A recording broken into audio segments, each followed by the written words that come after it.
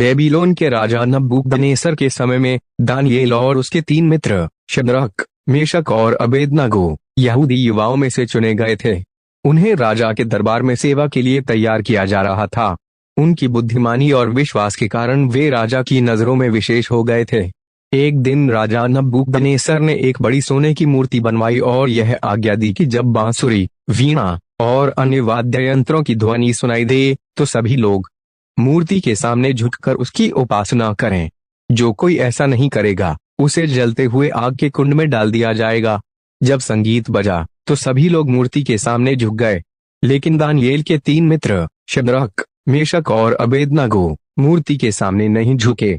यह सुनकर राजा नबूकदनेस्सर को बहुत क्रोध आया। उसने उन्हें बुलाया और कहा, यदि तुम अब मेरी मूर्ति के सामने झुकोगे तो मैं तुम्हें क्षमा कर दूंगा, लेकिन यदि तुमने ऐसा नहीं किया तो तुम्हें तुरंत आग के कुंड में डाल दिया जाएगा। तब कौन सा ईश्वर तुम्हें मेरे हाथों से बचा सकता है? उन्होंने उत्तर दिया, हे राजा, हमें इस विषय में तुम्हारे सामने कोई उत्तर देने की आवश्यकता नहीं है।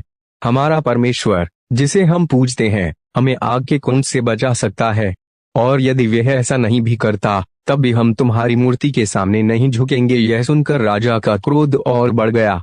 उसने आज्ञा दी कि आग के कुंड को 7 गुना अधिक गर्म किया जाए। फिर उसने अपने सबसे शक्तिशाली सैनिकों को बुलाया और शद्रक, मेशक और अबेदनगो को बांधकर आग में डालने का आदेश दिया। आग इतनी अधिक गर्म थी कि जो सैनिक उन्हें कुंड के पास ले गए थे वे खुद जलकर मर गए। लेकिन जब राजा ने आग के कुंड की ओर देखा तो वे अचंभित हो गया। उसने अपने मंत्रियों से पूछा, हमने तो 3 व्यक्तियों को आग में डाला था, है न? उन्होंने कहा, हाँ। हे राजा, राजा ने कहा, तो मैं 4 व्यक्तियों को कुंड के बीच में बिना बांध के चलते हुए देख रहा हूँ।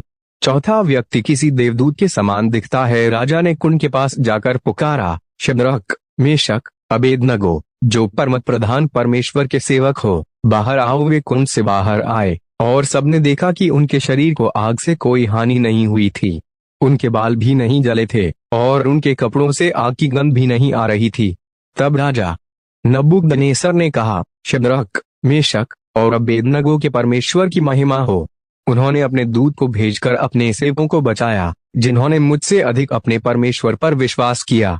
अब मैं यह आज्ञा देता हूँ कि जो कोई इस परमेश्वर के विरुद्ध कुछ भी कहेगा उसे दंड दिया जाएगा, क्योंकि ऐसा कोई अन्य देवता नहीं है जो इस प्रकार बचा सके। इस प्रकार दानियेल और उसके मित्रों का विश्वास परमेश्वर की शक्ति और उनकी रक्षा में दृढ़ रहा, और इस घटना ने राजा और पूरे राज्य में परमेश्वर की महिमा प्रकट